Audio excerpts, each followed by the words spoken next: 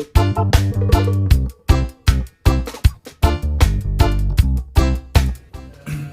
guys, welcome back to Drills Channel. Hari yang berbahagia untuk kita semua. Hari ini hari yang indah untuk kita semua. Gua hari ini mau review sedikit tentang dua produk helm. Satu pabrik, cuman beda produk, beda kelas.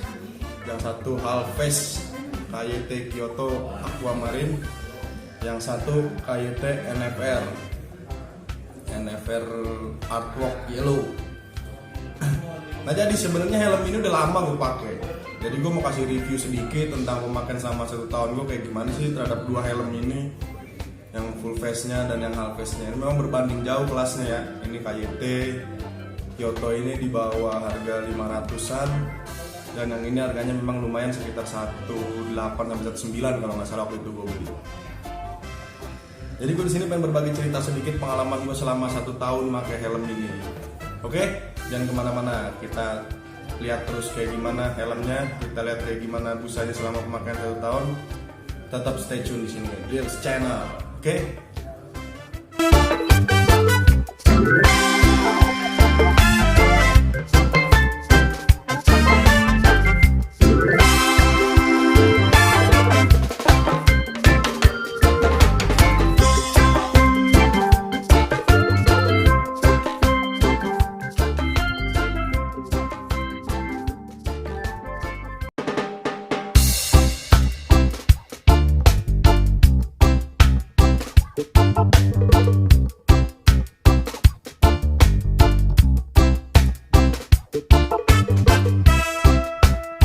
Nah, yang pertama gue review adalah helm KYT Kyoto.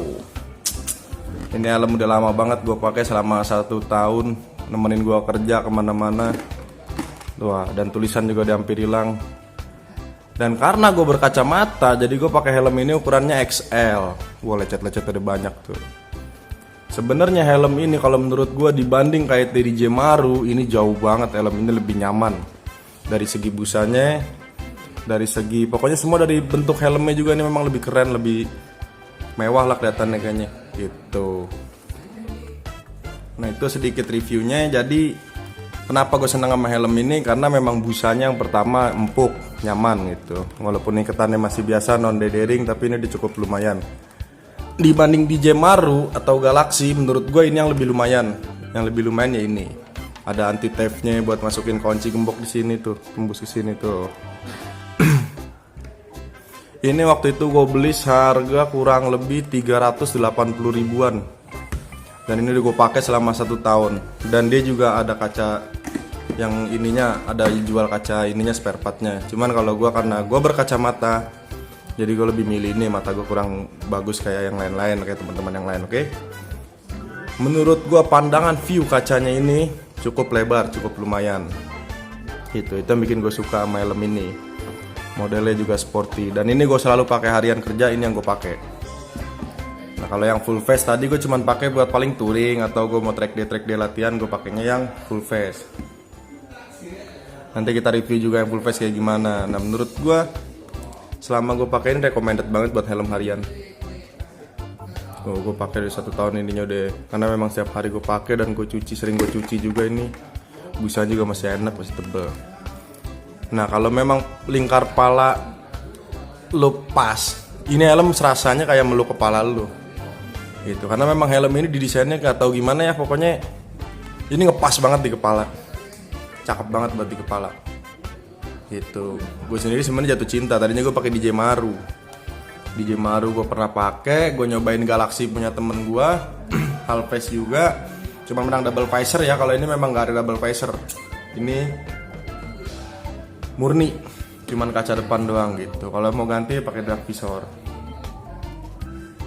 Kalau menurut gua dengan harga yang segitu recommended gitu. 1 tahun gue pakai juga gak ada masalah. Dari visor juga masih enak banget. Di sini ada kayak visor locknya, semi visor lock buat ngikat ke sini gitu. Jadi gak gampang kebuka lah kaca ini. Dan ketiup angin pun gak gampang goyang kaca ini. Gitu. Ini gue tempel stiker karena memang ada lecet-lecet ada banyak, jadi gue tempel stiker. Mudah-mudahan nanti ada rezeki bisa kita repaint, gambar apalah. Syukur-syukur kalau punya duit lagi ganti yang lebih bagus kan gitu. Nah yang kedua yang mau gue review adalah helm full face nya KYT NFR. Nih yang udah gue punya, yang sering gue pakai. Ini selalu gue pakai kalau mau touring, kalau kemana-mana gue pakai. Kalau dari segi kualitas, menurut gue dengan harga helm yang cukup mahal untuk kantong pelajar, karena di angka 1819 ini sangat recommended banget buat lo pakai. Yang pertama adalah visornya itu bagus, tebel. Kalau menurut gue dibanding sama TT Kors yang sekarang, visor lebih tipis. Ini udah gue kasih stiker-stiker ini, don't touch the visor, udah gue kasih tear off segala macem. Kalau ini memang dapat dari bawaan beli. Ini tombol buat double visor, dan enaknya helm ini double visor. Jadi gue nggak perlu beli kaca hitamnya lagi, gitu. Dan lo yang punya budget pas-pasan buat helm ini, menurut gue cakep banget. Yuk kita intip detailnya ke dalamnya kayak apa yuk. Nah helm ini, waduh, visor locknya di sini adanya nih. Ini visor lock. Nah, menurut gue helm ini adalah helm yang nyaman untuk orang berkacamata karena di sini ada tulisannya. Untuk helm berkacamata. Dari segi busa lumayan cakep. Nah, kalau di sini gue bisa pakai L karena memang pala gue sebenarnya L ukurannya kalau ukuran lingkar pala. Cuman karena kita berkacamata jadi gue nyelamatin di sini. Nah, Kyoto tadi gue beli XL karena gue kejepit kacamata gue di sini ngaceng kacamatanya gitu. Kalau ini sangat nyaman, gue pun sangat nyaman. Ini posisi dari bawah. Tuh. Dia juga ada menganut sistem dethering. Cakep banget, cakep, busanya empuk banget. Memang plus minus ya, gitu. Nah, di sini juga nih udah ada ready lobang buat naro headset. Nah, karena gue memang udah pakai intercom yang nggak mahal, nggak murah, yang penting bisa buat ngobrol di jalan, bisa buat komunikasi di jalan. Kekurangan helm ini adalah ketika lo lari kenceng, ini akan berasa suara angin di kuping, ini suara berasa, gitu. Kurang redam lah suaranya. Ini stiker kebanggaan bangsa, ini merek, ini stiker dari bawaan pabrik, ini gue tambahin sendiri Starland. Di sini tertera beratnya adalah sekitar 1.500 plus minus, termasuk enteng ya. Untuk helm harian termasuk enteng. Tadinya sebenarnya gue pengen belinya apa itu namanya? Della Porta punya itu. Oh, ini Vendetta 2. Tadinya gue mau beli Vendetta 2. Setelah gue fitting, gue cobain. Ternyata kalau gue pakai Vendetta 2 yang ukuran L aja, kacamata gue ngaceng di sini. Gitu, nggak nyaman di situ kacamata gue. Akhirnya pas waktu itu gue nyobain NFR, gue lihat ada label ini kayaknya cocok banget buat gue. Langsung gue fitting, gue cobain. Saat itu gue nggak pakai balak, gue dikasih pinjam balak sama teman gue pakai, gue cobain, ternyata nyaman helm ini. Dari segi visor juga tebel. Oke, nah ini gue kasih lihat cara-cara buka visornya sekalian nih. Saat helm lo di atas, lo tarik ini. Tuh, tarik, ini bergerak. Tuh, ini cara ngebuka visor. Yang ini juga sama, mau cara kerjanya. Tarik ke atas, buka visor. Nah, ini visornya. Visor menurut gue cukup tebel kacanya, dibanding TT Kors ini cukup tebel kacanya kayaknya. Saat itu gue beli paket sekalian sama tear off-nya. Tear off apa? Sama pin lock. Waktu itu gue beli sepaket sama pin lock-nya. Tuh, kelihatan kan pin lock-nya, pin lock 70. Tuh, pin lock 70. Cukup nyaman untuk dipakai touring harian, jalan malam pernah, waktu itu kita touring malam-malam juga pernah. Ini nyaman banget kacanya. Nggak ngerusak pandangan, nggak ngerusak view, pokoknya ini nyaman banget kacanya. Oke, kembali lagi ke helm. Gue bilang adem karena memang dia punya air hole yang cukup banyak. Yang pertama ada air hole di sini. Tuh, ini air hole yang lumayan ngebantu di sini, nambah udara. Ada di sini juga. Nah, tuh kelihatan kan? Tuh, tutup, ini buka. Tutup, ini buka. Dengan 3 air hole ini sangat, menurut gue sangat cukup banget. Ya, paling minusnya itu tadi yang gue bilang, helm ini kurang kedap suara kalau menurut gue. Untuk suara kurang mumpuni. Kalau untuk segi model sih ya kan gayanya mah tuh, kayak helm MotoGP dah. Keren, helm ini keren menurut gue. Untuk lo yang punya budget pas-pasan, apalagi yang kayak kita yang berkacamata gini kan, nyari helm gak semudah yang kita bayangkan. Satu sisi helm busanya nyaman, di pipinya empuk, adem, tapi kacamata di sini ngeganjel. Jadi kacamata kita naik ke atas nih. Dan menurut gua ini udah cukup mumpuni banget untuk harian pun ini sangat nyaman menurut gua. Ini gua kasih lihat double visornya. Nah ini kalau gua giniin turun double visornya. Tuh ya kan enak banget kan udah double visor kan. Jadi nggak perlu lo beli kaca itu lagi sebenarnya. Tapi kalau lo mau kembali ke gaya, itu semua hak lo masing-masing. Kembalikan lagi ke kemampuan dan kebutuhan. Karena helm itu bukan cuma sekedar buat gaya, karena untuk keamanan dan kebutuhan kita. Gitu. Menurut gue sih worth it banget helm ini. Dan gue pakai selama 1 tahun juga, selama ini touring nggak ada masalah. Enak banget helm ini. Sekarang kita pasang lagi visornya karena kita udah selesai reviewnya.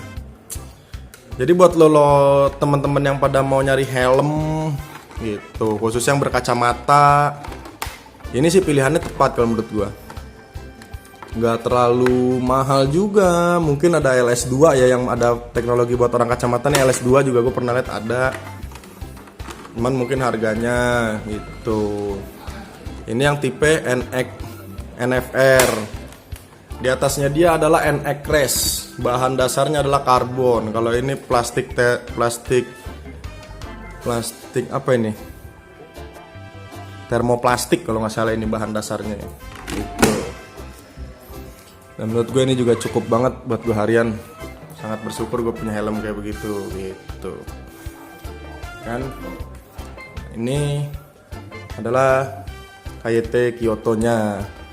Jadi 2 helm ini yang udah gue pakai selama 1 tahun. Gue pakai kerja, gue pakai touring, gue pakai kemana-mana. Ini buat touring, buat track day yang ini cuma buat kerja, tiap hari pulang pergi kerja. Jadi menurut gue yang berkacamata sangat recommended. Paling minusnya di sini adalah kalau lo kacamata lo mesti pakai ukurannya dilebihin 1. Gue L, gue jadiin XL karena kacamata gue di sininya ngepres. Tuh. Jadi segitu dulu review gue tentang helm 2 helm ini dan pemakaian gue selama 1 tahun kayak gimana.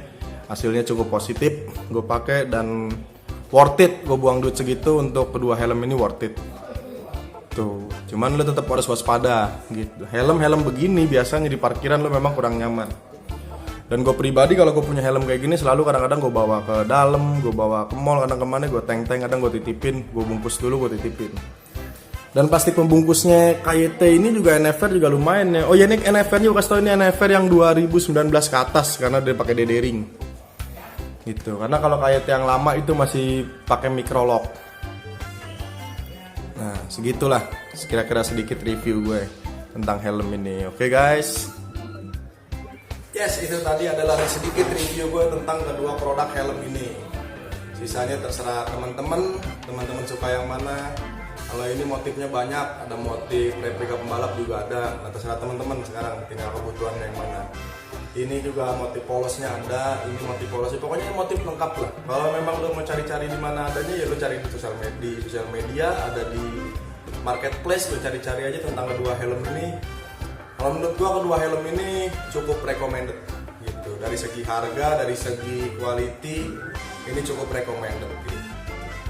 Kalau memang kira-kira menurut lo ini cukup untuk lo, nggak masalah.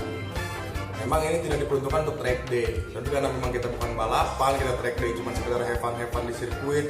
Yang penting adalah satu, safety-nya kita harus pikirkan gitu. Apa kebutuhannya untuk jalan raya atau memang untuk race, atau memang cuma sekedar untuk pakai harian gitu, jalan raya nggak masalah gitu. Jadi kedua produk ini menurut gue cukup lumayan. Nah tinggal terserah di lo semua, budget lo mau yang mana, mau pilih yang mahal atau yang murah. Kalau menurut gue itu hak masing-masing. Lebih mahal kadang juga kita lihat fungsi dan produknya kadang belum tentu lebih bagus gitu.